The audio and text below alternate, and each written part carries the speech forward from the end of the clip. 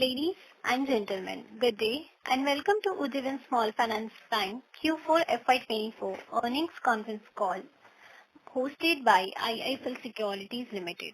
As a reminder, all participant lines will be in the listen-only mode and there will be an opportunity for you to ask questions after the presentation concludes. Should you need assistance during the conference call, please signal an operator by pressing star then 0 on a touch-tone phone. Please note that this conference is being recorded. I now hand the conference over to Mr. Nitin Shah from IIFL Securities Limited. Thank you and over to you, sir. Thank you, Muskan. Good morning, everyone, and welcome to Ujjivan Small Finance Bank's Q4 earnings call. I'm delighted to welcome the entire management team of Ujjivan Small Finance Bank who will discuss the earnings and the business performance, followed by interactive Q&A. The management team is represented by Mr. Ithira Davis, MD and CEO, Ms. Carol Furtado, Executive Director, Ashish Goel, Chief Credit Officer, MD Ramesh Murthy, Chief Financial Officer, Martin PS, Chief Operating Officer, Vibhas Chandra, Head Micro Banking, and Sanjeev Banwal, Company Secretary and Head of Regulatory Framework. With this, let me pass on the call to Mr. Ithira Davis. Over to you, sir. Thank you, Nitin, and good morning and welcome to our Q4 earnings call. I'm pleased to announce that Q4 has been another strong quarter for the bank, closing the financial year on a strong note. The bank has raised the bar to improve benchmarks, which is evident through its healthy growth and strong profitability. There were several developments post the book closure. As you know, we have received RBI approval for the appointment of Mr. Sanjeev Nautiyal as the Managing Director and CEO of our bank with effect from 1st July 24. He will join us on the 1st of June as President in the interim. He is a seasoned banker with over 3 decades of extensive experience in retail, SME, financial inclusion, operations, HR, international banking and treasury. Previously, Mr. Nautiyal held the position of Deputy Managing Director in State Bank of India, handling financial inclusion and micro markets.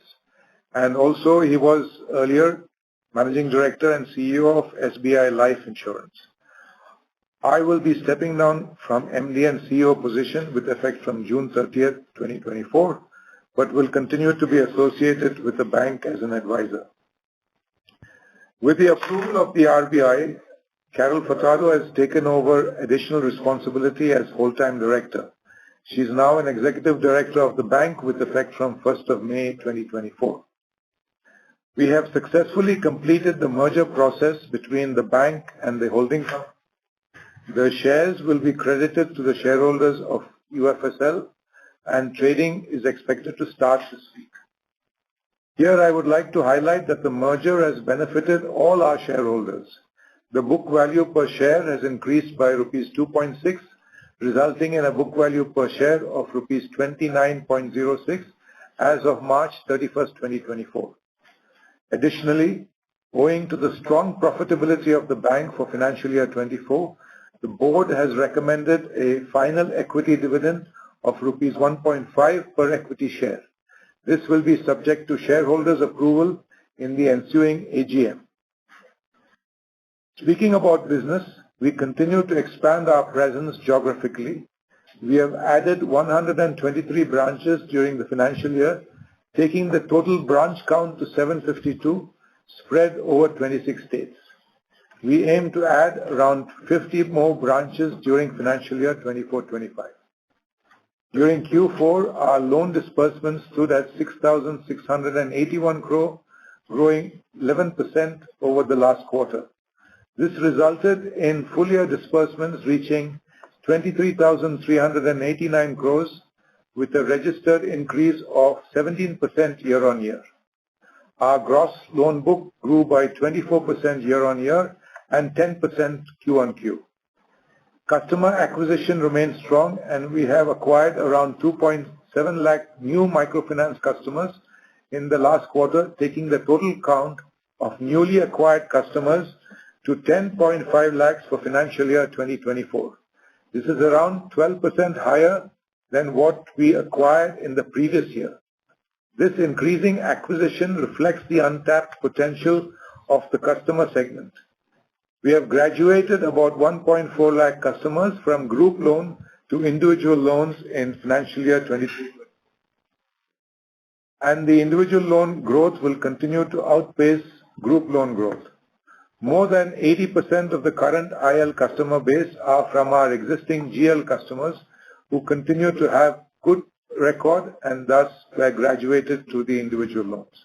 We see strong demand and believe this trend should continue in financial year 25 as well. The growth in affordable housing, including micro mortgages, continue to be strong. We dispersed 730 crore for fourth quarter and 2,284 crores for the full year, witnessing a growth of 45% on a year-on-year basis, and our book is now a 5,000 crore book on the affordable housing. We had piloted a new LOS for the affordable housing vertical in Q4 24, which was successfully launched across the country in April this year. This will help us improve efficiency, reducing manual interventions, enabling digital onboarding of customers, improve productivity, and streamline the approval process. We have added pre-qualified top-up loans to the product suite for our existing customers, and a number of our existing customers are already eligible for this loan. Similarly, our micro mortgages book has grown well. We see this momentum to continue in the next year as well. With regard to the MSME business, the transition is nearly complete. We disbursed 128 crores in the fourth quarter, which is a significant improvement from just 24 crores in the first quarter. Our new pan-India MSME book largely comprises of LAP products. The LOS for the same is planned to be launched in the first quarter. This will lead to significant improvement in critical metrics such as productivity, turnaround time, etc., helping us scale the product much faster. Financial year 25 will also witness countrywide launch of fund-based and non-fund-based working capital offerings. To further augment the product offerings, we are closely working with 4 fintech partners, of which 2 are already onboarded in the fourth quarter. And as supply chain finance business from fintech partners gains traction, it will add to the growth of the MSME vertical, as this is a high-yielding book. Our FIG business continues to contribute to our secured base with quarterly disbursements of 546 crores in the fourth quarter. We continue to invest in our emerging businesses such as gold loans and vehicle finance business. Gold loan will now be offered from 250 branches by the end of financial year 25, up from 60 currently operating branches, and vehicle finance will deepen its presence in the existing 8 states to more traction to grow their business. We will continue to invest in technology and human resources to make products readily to be scaled up. In line with our long-term objectives, we continue to grow our secured book, which increased to 30.2% as of March 24, up from 28.3% in the previous quarter. Q4 has been a strong quarter on the liabilities part as well. Total deposits have grown strongly to 31,462 crores, registering a 23% year-on-year growth and a 6% quarter-on-quarter growth, reaping benefits from our increasing branch presence, enhanced service levels, and improved business productivity. Additionally, our focus towards retail deposits has helped us garner 778 crores of CASA this quarter, registering a double-digit growth of 10% sequentially. Our total CASA book now stands at 8,335 crores. Our CASA ratio improved to 26.5 against 25.5 in the last quarter. The benefits of brand campaigns and introduction of value-added products during the year has also fueled this growth. Our retail term deposit growth continues to outpace bulk term deposits, growing by 7% and 36% for the quarter and the year respectively. We have recently increased our term deposit rates by 25 basis points for the 15 months deposit bucket to offer a more competitive rate to our customers. We believe the key to expand our customer base and reaching a diverse set of customers lies in embracing mix of physical and digital journey. Two digital liability products, namely fixed deposits and savings accounts, were introduced during the second half of the financial year, mobilizing 75 crores of deposits. During the first quarter of this financial year, we will be introducing digital initiatives such as smart statements, video banking, and WhatsApp banking. Furthermore, we aim to offer end-to-end digital services experiences for our customers in select areas. In financial year 25, we will continue to invest in targeted brand campaigns. The focus towards building retail and granular deposit base and leverage our digital channels will continue.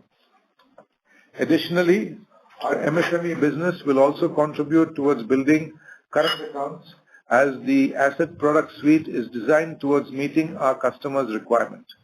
We will also offer escrow accounts to our current account customers. Our Hello Ujjivan application is gaining acceptance among our customers with total downloads reaching around 7.8 lakhs. The loan acknowledgement from our repeat and top-up group loans has also started to pick up. A total of 1.28 lakh loans were acknowledged this quarter, which forms 33% of total repeat and top-up group loans.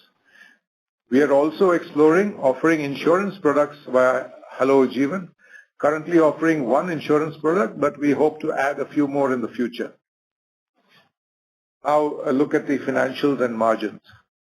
This quarter, we were able to benefit from our past efforts, resulting in expanded margins. The expansion was a result of three factors: improved cost of funds, optimal system liquidity, and continued benefit from asset book repricing. The resultant NIMs for the quarter was 9.4% against 8.8% in Q3 and 9.1% for the full year 24. And this is in line with our previous guidance. While the asset book repricing will continue to benefit us, the cost of funds will stay elevated as a result of our recent hike in the 15-month deposit bucket. The cost of funds for the quarter was 7.2% against 7.5% in the last quarter. There is also a one-time benefit of 17 basis points in cost of funds due to interest reversal on the term deposit post the reverse merger. Currently, around 75% of the book is in the highest bracket, while around 15% of the book sourced between September 22 and February 23, and 10% of the book sourced pre-September 22 is yet to be fully repriced. The cost-to-income ratio for Q4 24 remained at 56%, slightly elevated as investments in infra and technology continue. Going forward, we believe it will remain at similar levels as investments continue to form a strong base for the bank. Pre-provision operating profit remains strong at 519 crore, growing by 26% year-on-year. Coming to asset quality, the collections continue to be strong around 99% levels. The credit cost continues to move towards normalized levels. Credit cost for the quarter is 79 crores versus 63 crores in the previous quarter. Our asset quality remains robust with GNPA at 2.1% and NNPA at 0.3%.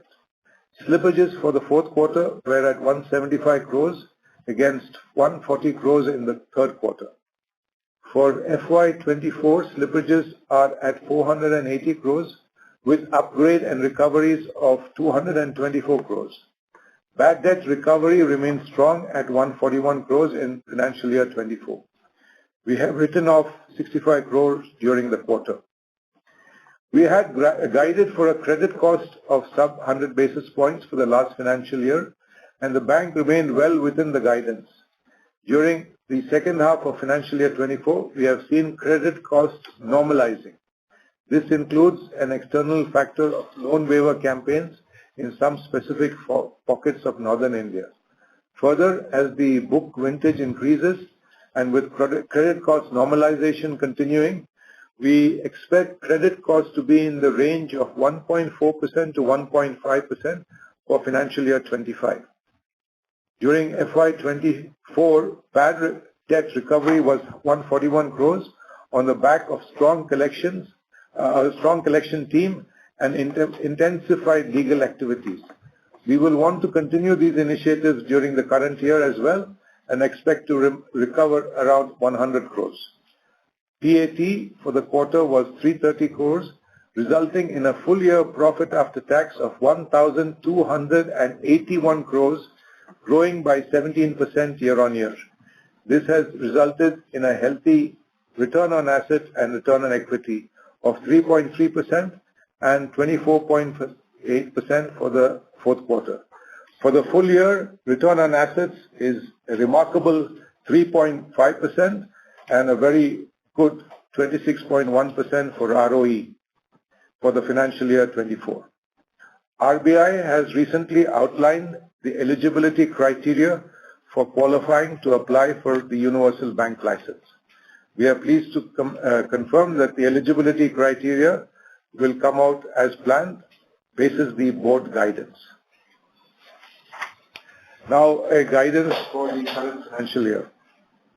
We estimate our gross loan book to be growing between 20 to 25% for financial year 25, while deposits will grow in line with our asset growth, and our CD ratios will maintain those of the financial year 24 levels. Later in the year, a firmer number will be given on the exact growth, whether we are on the higher end or the lower end of the 20 to 25% growth. Financial year 2024-25 will be a year of sustained business performance and profitability. We expect NIMs to stay around the 9% and the ROE at around 22%. These are early indications, as I said, with firmer guidance to follow at the half-year mark. Thank you. Over to you. Thank you. We will now begin the question and answer session. Anyone who wishes to ask question may press star and 1 on the touchtone telephone. If you wish to remove yourself from question queue, you may press star and 2. Participants are requested to use handsets while asking the question. Ladies and gentlemen, we'll wait for a moment while the question queue assembles.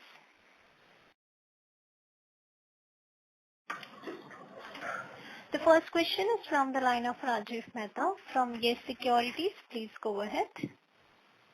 Yeah, hi, good morning. Congrats on good quarter. So my first question is on the asset quality. So while the slippages run rate was slightly higher in the quarter, it could be because of Punjab, but the upgrades and recoveries quantum was quite lower in Q4. Any specific reason why upgrades and recoveries were lower? And second associated question is, we are continuously seeing reduction in on-roll and off-roll collection team in micro banking. Can it have any future bearing on collection efficiency, maybe OD collections or maybe NPL recoveries and upgrades? Okay, I'll answer the first question, which is our slippages. So if you have noticed, our slippages have consistently been, in the range of 0.5%. There was a minor reduction. I would not say a reduction in the fourth quarter, and there is no specific reason for that. It has been more or less flat. As far as the team size is concerned, we had actually increased the team size in Q3 and we brought it back to the normal level in Q4. So you would see a Q-on-Q reduction, but the team has been based on our assessment of the overall book to be recovered. So we see that this number will continue. So this, the collection team strength is expected to continue during this financial year. Okay, so you are implying that this credit cost guidance of 1.4, 1.5 kind of captures a very usual steady state slippages as well as upgrades and recoveries run rate going forward, right? In fact, we had even last year said that we will be seeing normalization of the credit cost, and we saw that the credit costs were normalizing quarter on quarter, and we expect that this will be a steady state going forward into FY25. Okay. And just on the average ticket size across products, when I look at affordable housing, excluding MLAP, when I look at MSME, excluding fintech channel, there has been some increase in ticket sizes when I look at Y&Y comparison. So anything specific which is driving here? That's number one. And second is this cost of deposit which fell this quarter, and just there was a one-time benefit of interest reversal. So excluding this, how would have cost of fund moved in this quarter? Okay, I'll take the ticket sizes first. The average ticket size in group loans has gone up marginally.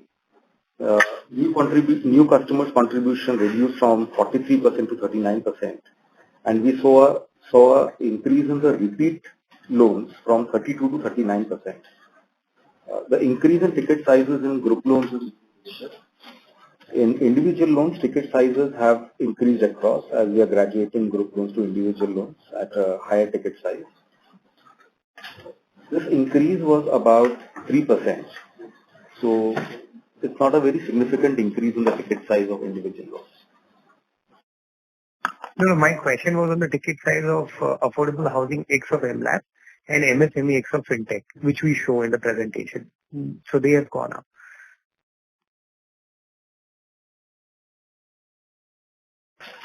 So affordable housing, the ticket sizes, in the last year was about 12.6, and we have seen a 14.2. So that's a marginal increase. The 14 lakhs is what we are normally underwriting these days. The range remains, however, between 12 to 15 lakhs. Okay. Most of our business is coming from that business segment of 12 to 15 lakhs. Now it could be slightly on the 14 lakh range or the 13 lakh range, but that's not a significant movement. The band remains the same. The customer segment remains the same.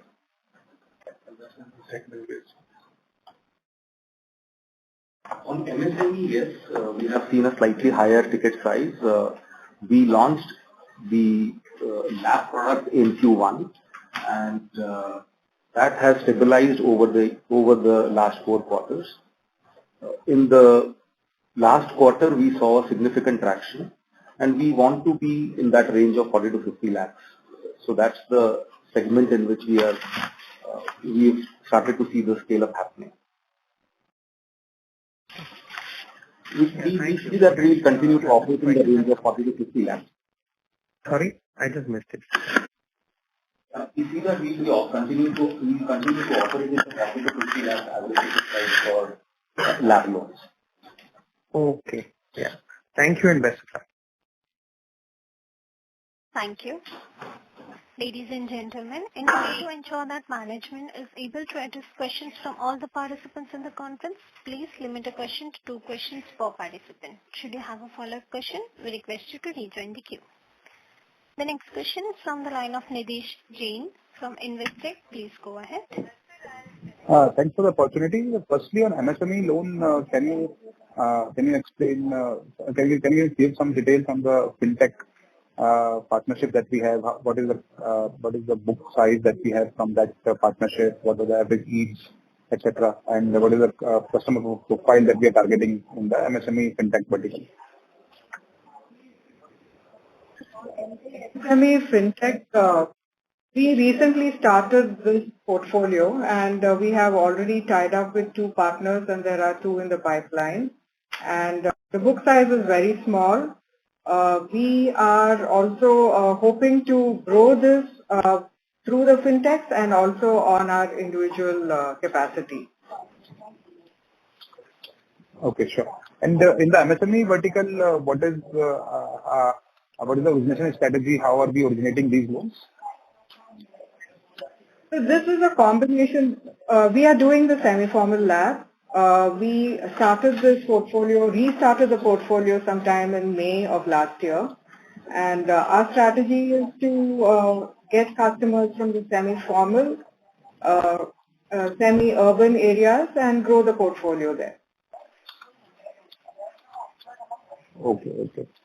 And how should we think about the cost of funds going forward? This quarter, there is one-off. So adjusted for one-off, probably the cost of fund is 7.4% roughly. How should we project cost of funds in FY25?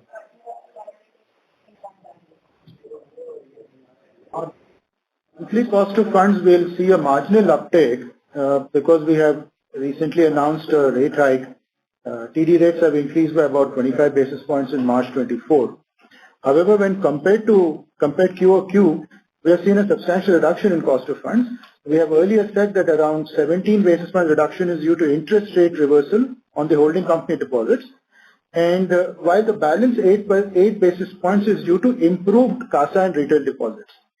So our view is until the repo rate starts coming down, we assume the cost of funds to remain elevated. We don't wish to predict as several external factors come into force on the cost of funds. But from modeling perspective, we should start with 7.4% as a starting number, and there should be marginal increase in cost of funds from that number in FY25. Is that right? Yeah, more closer to around 7.3 because of tighter treasury management. Sure. Okay. That's it from my side. Thank you. The next question is from the line of Pritesh from DAM Capital. Please go ahead. Hi, good morning. Just two questions. One is on this FIG lending, which we have seen a very strong growth. So if you can give some color, what comfort we are having there, was it just a liquidity deployment, is it short term, long term? If you can give some color on that. So the FIG lending is doing well for us. We have grown, substantially there. Our portfolio size is around 1730 crores. We will be taking this up a little further to balance our secured asset book. And the customer segments would be the NBFCs that we are targeting and A-rated companies and AA plus rated companies. Sure. If you can just mention what kind of yields we will be getting there, and is it short term or is it like a sustainable? As you said, you'll increase it, but the lending which has happened is short term in nature or a decent tenure. So on the FIG portfolio, we have exposure coming in from NBFCs lending to MSMEs, vehicle finance, education sector, and gold loans. So these are the four. The tenors on all these four segments are different from each other. MSMEs are a slightly higher tenor and gold loans are much on the lower side. The yields again are risk calibrated because 95% of our portfolio remains in A and above. So therefore the yields are slightly on the lower side, but it is risk-based pricing. And we've not diluted the portfolio. It continues to be in the range of 93 to 95% A and above. Got it. Second question was on other OPEX growth. We've seen this a high growth this quarter. Any one-off there, and will we see such run rate because suddenly this quarter has been seen as sharp uptick?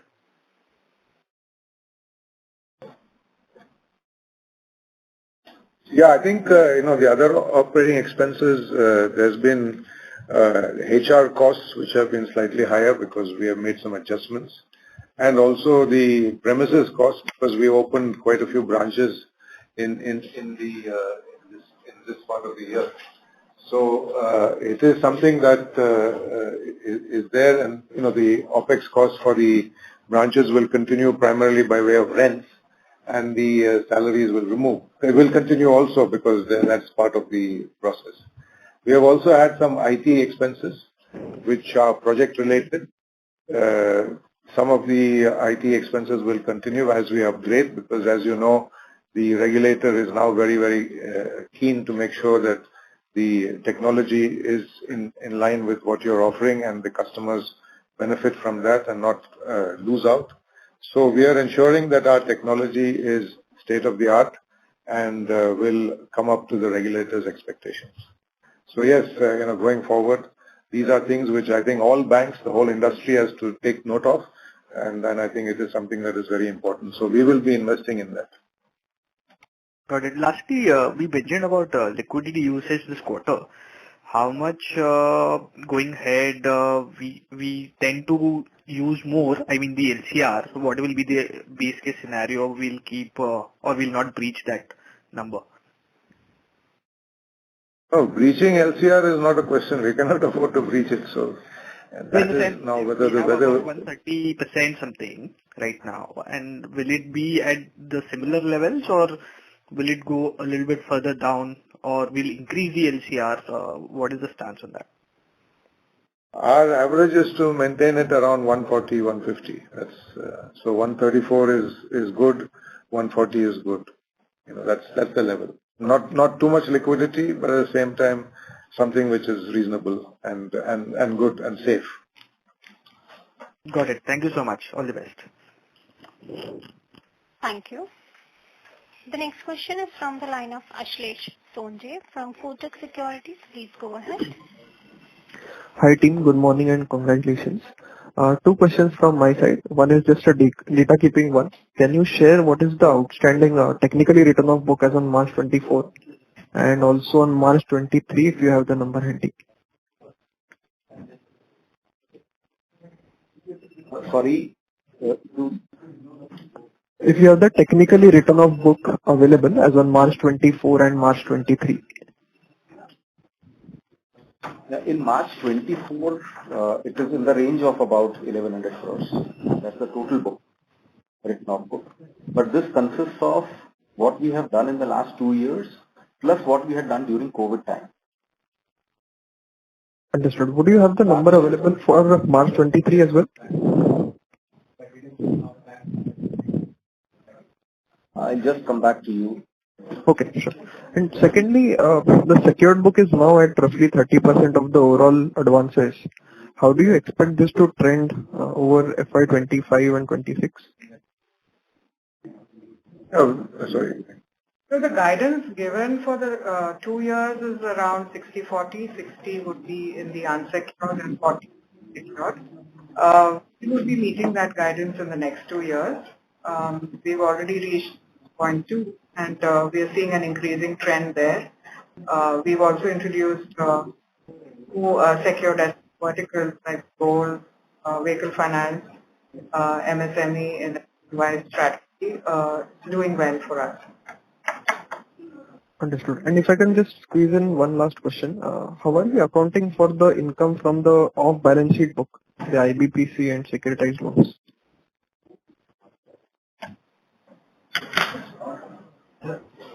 On securitization, we take it into income. IBPC helps us in containing our cost of funds. Okay, but the interest spread from the off-balance sheet book, would that be booked upfront or will there be a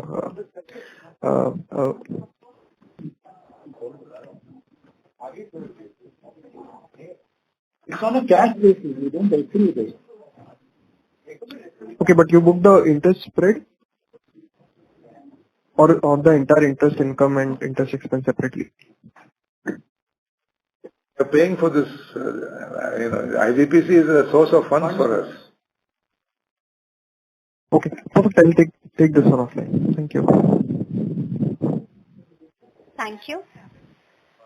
The next question is from the line of Rinesh from ICICI Securities. Please go ahead. Yeah, hi sir. Just two questions from my side. One on the individual loan side.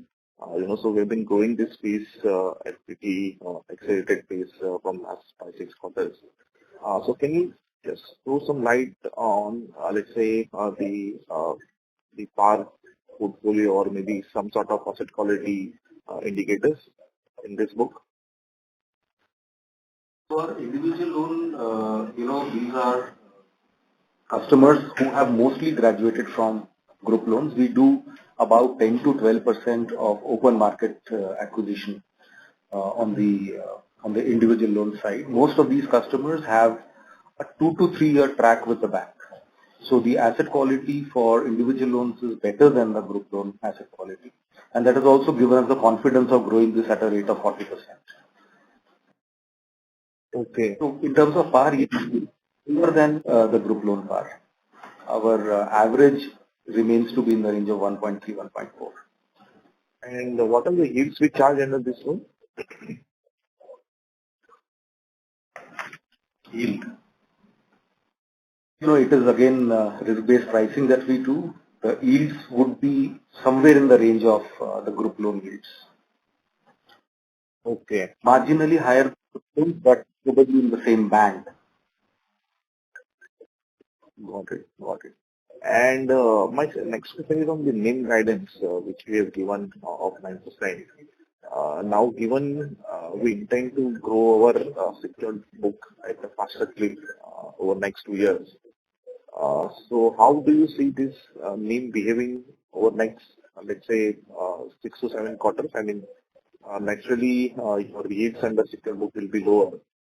So how one should look at the NIMs trajectory going ahead? Yeah, as the secured book increases, NIMs will come under a little pressure. But recently we have got an upgrade on the on the rating from the rating agencies. So we will be using that to manage our costs, and also using treasury to manage the fund process. So hopefully it will not be much lower, but it depends on how fast the secured asset book is building up. So we'll keep the market advised as to if we see any changes coming up. But for now, go with the guidance of 9%.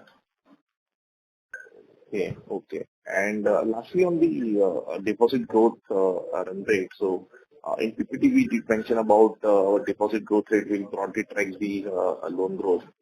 But when we look at the CD ratio, which is still at 95-96%, doesn't it cause for a accelerated deposit growth than loan growth in near term? Yeah, in the fourth quarter, our deposit growth was quite good, and we see that continuing into the first quarter. So yes, I mean, our intention is to make sure that our CASA ratio, etc., moves up. Our target internally is towards the magic number of 30. But yeah, in terms of the CD ratio, actually, based on the thing, it is 87%. Of course, if you adjust it for the IBPC, then it's slightly higher. But for all practical purposes, IBPCs are used to manage CD ratios. So I think you should look at the 87 rather than the 94, because that's how the regulator looks at it. Okay. Okay. Thank you, sir. Thank you. Thank you. The next question is from the line of Kruti Divarajke from Laburium Capital. Please go ahead. Hi, good morning. I just wanted your overall view on the MFI cycle. Are there any early warning signals you're seeing in any geography? And even the loan waivers that you spoke about, was it contained in particular geographies in Northern India, or you saw it spreading out more than what it initially thought?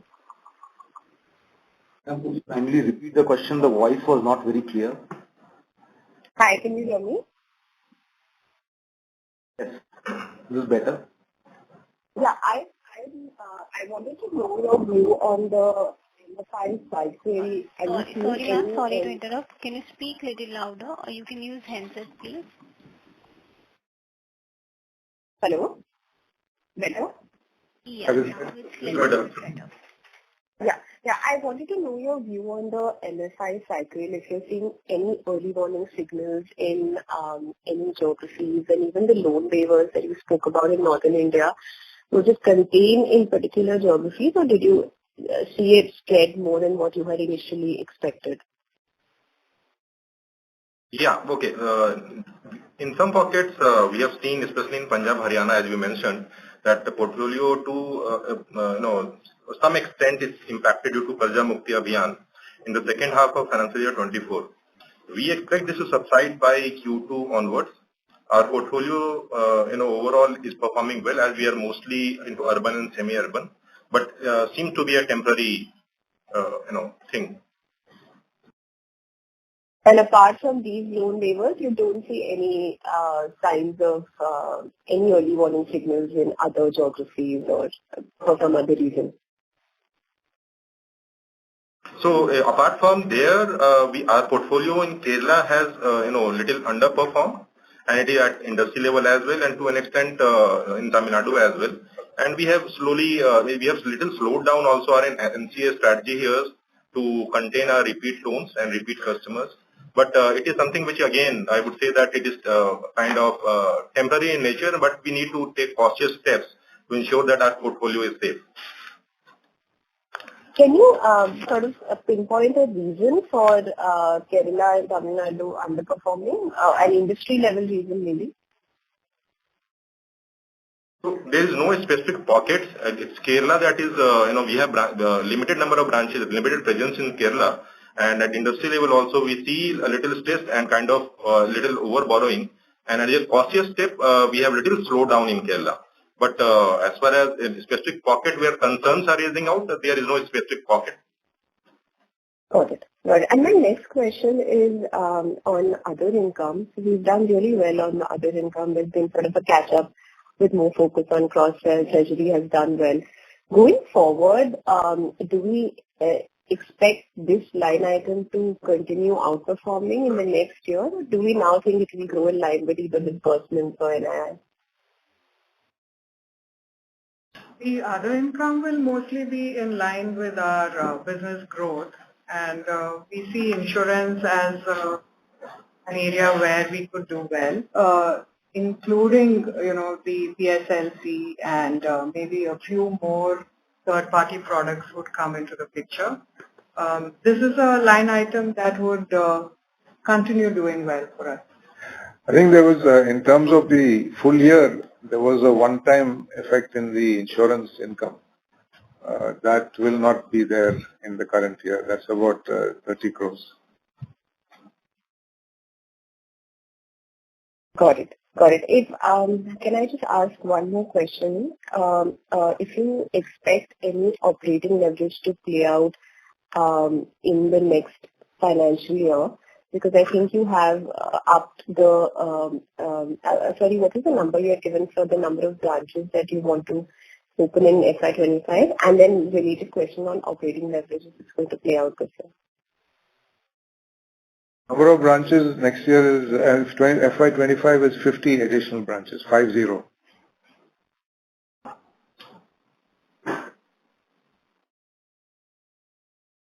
Got it. And overall operating leverage at the company level, do we expect in FY25?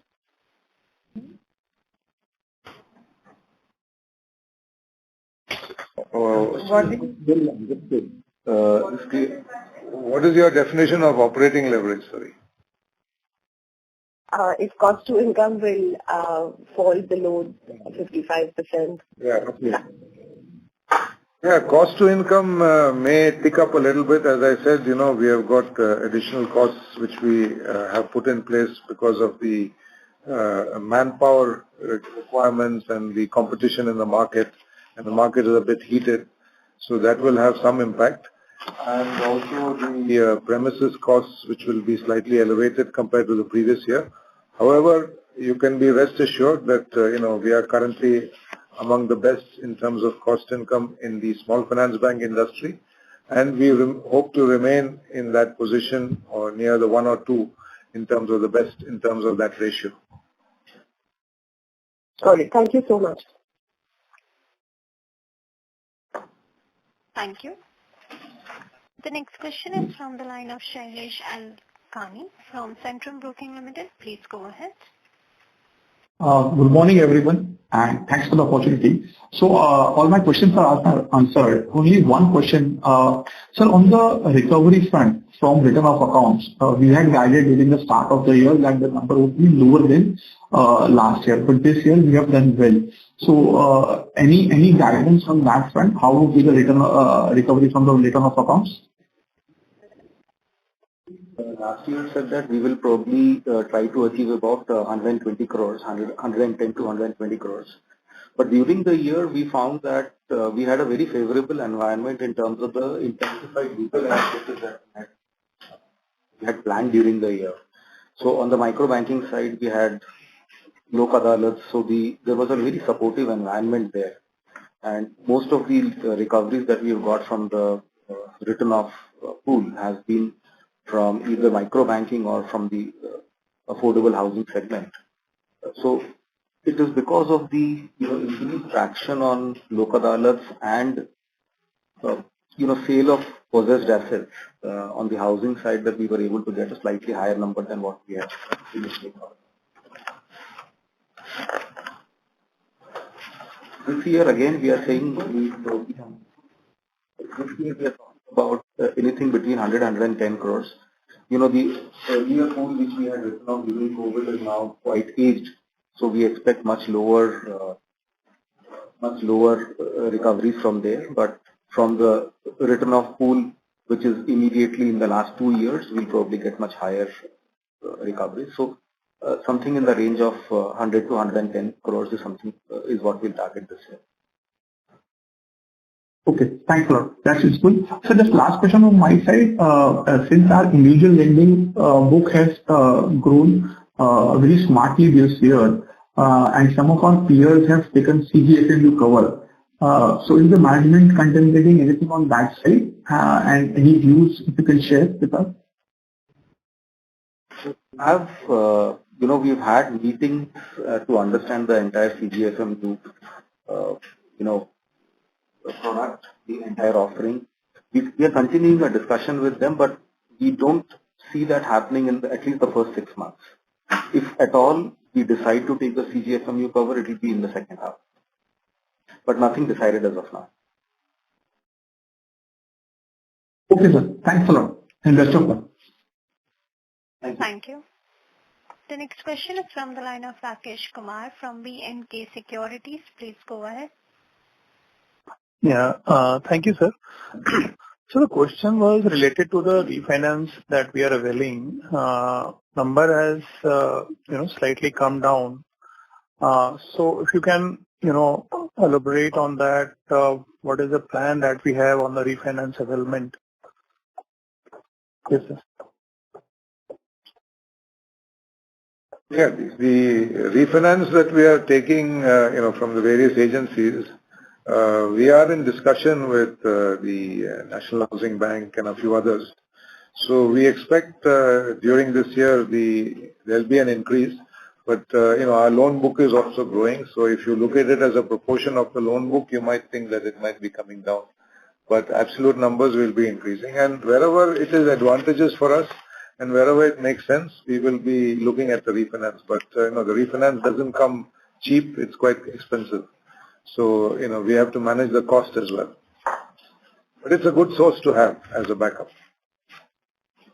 Yeah, so just to get a different, a differentiated view that what is the, the cost of borrowing that we have excluding refinance and for the refinance itself, if you can provide us the figure, the borrowing cost for both these things. We'll take that offline and, my colleagues will get back to you. Sure, sir. Just a related question, sir. Other than big lending, we have almost all the loans against which, we can get a, refinance. So, is there any, any issue that we are not, we are not going ahead on this front, or if you can tell us, because I'm not able to understand that why we are not going ahead with this refinance thing so much. So if I add your IBPC, I don't know, because the number is club, IBPC and securitization numbers is club. So if I take the IBPC number and your refinance number as a percentage to, your assets, basically your loans against which you can take this refinance, that number looks quite low as compared to other banks or the PSA. So just to understand that, that's slightly better, sir.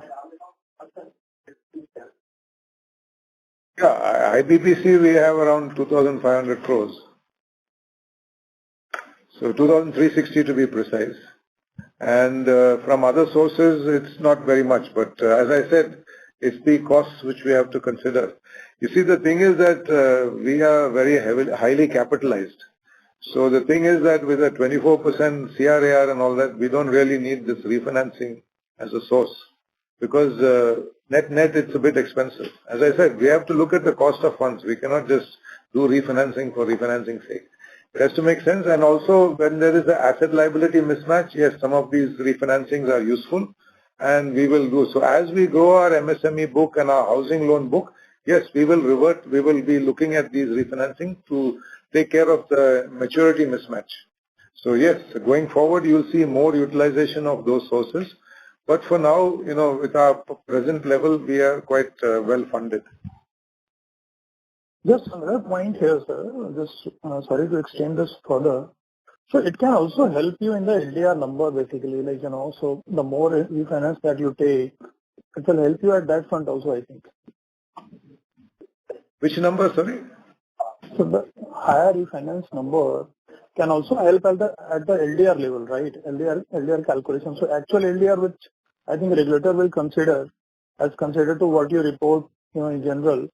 So higher LDR, it will get, to that extent, your LDR will also look lower. Okay, no, we'll take your point. We'll, have an internal discussion with the Treasury and others and see whether it really will help us. But yeah, no, good point. Thank you, sir. Thanks a lot, sir. Thank you. The next question is from the line of Mahesh Kabra from BSK Group. Please go ahead.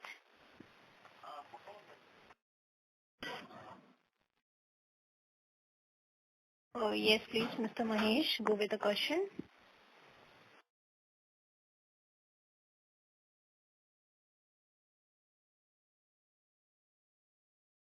Hello. Hello. Yes, please go with the question. Yeah, good morning, sir. The question is about the dividend. We are distributing almost this quarter's profit as dividend, and with the growth that we are projecting, soon we would need probably more capital to raise. My question was about dividend. What is the idea there? Our profitability has been good. In fact, if you see the level of profitability, the CRAR has been able to keep up with the profitability levels and take care of the asset growth.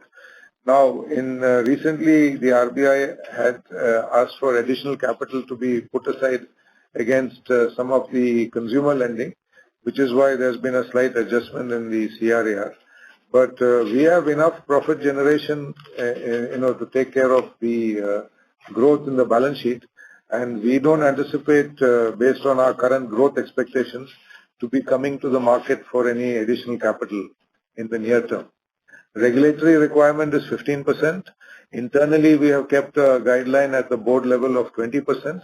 We are at 24%. So I think, there is adequate cover there. And during the 24-25, we don't need any additional capital, which is required for building the balance. Yeah, I get that. Probably we won't need capital even in 25-26, but 25% growth in loan book and approximately 15% growth in net worth with 20% or ROE and dividend distribution. Probably 2.5-3 years down the line, we will again have to raise capital, right? Am I right here?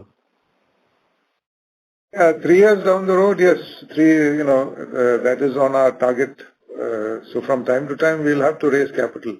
So are you suggesting that we don't declare any dividend?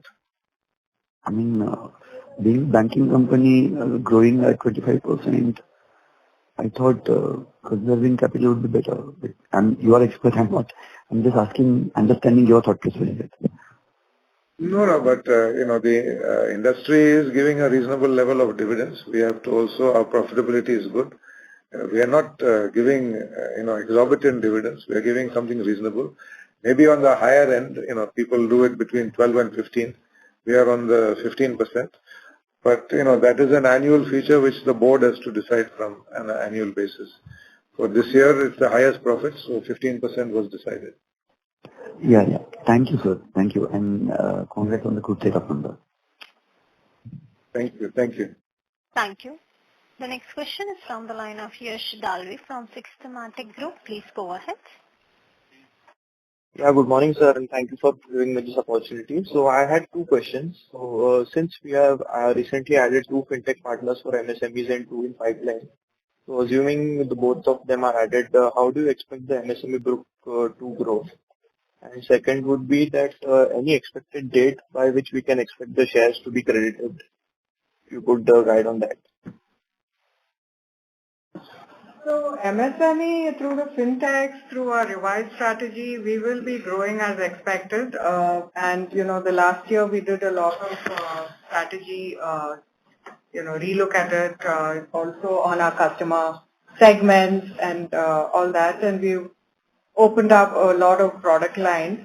We should be able to see a good growth happening in this financial year. This would also be a good enhancement to the growth of our current account book. So all in all, we are seeing a good uptake in the MSME book this financial year. And the commencement of trading. Pardon? The commencement of the trading. Okay. The share trading, just one moment. Go ahead. On the commencement of the trading, we are in receipt of the in-principle listing approval from the exchanges. Last Friday we received it. As we speak, we are initiating our corporate action documents with CDSL and NSDL. We are very positive by tomorrow you will get the shares credited into your account, and the trading approval will be received in a day. So possibly by Thursday or Friday, we are very positive that the shares will be available for trading. Okay, sir. Thanks a lot and congratulations. All the best. Thank you. The last question is from the line of Sandeep Pangal from Peace Sign Capital. Please go ahead. Hi, can you hear me? Yes. Yes, we can hear you. Okay, great. So I think first, great results, and thank you, Mr. Davis, for leading this bank through very turbulent times. But a couple of things now that the merger is done, if you look at page 37 of your presentation, the post-merger shareholding has a lot of retail investors. I'd just like to understand what's the strategy of the bank and the management with respect to sort of making this more institutional over time. I know there have been roadshows, etc., but some flavor on that would be helpful. Some of the shareholders of the holding company are institutional shareholders. We have people like IFC, etc., who are there. And those will continue to hold the shares in the bank. But having said that, yes, you're right. We would like to increase the number of institutional shareholders. We have talked to a few people, and we hope that some of those discussions will fructify. Right now, we have about 33% to our institutional shareholders. And we'd like to see that grow up to a better number. But yes, that is the objective of the management, to make sure that we get long-term institutional investors to take a reasonable share of the shareholding. Okay, great. Thank you so much. Thank you. As that was the last question, I now hand the conference over to the management for closing comments. Over to you, sir.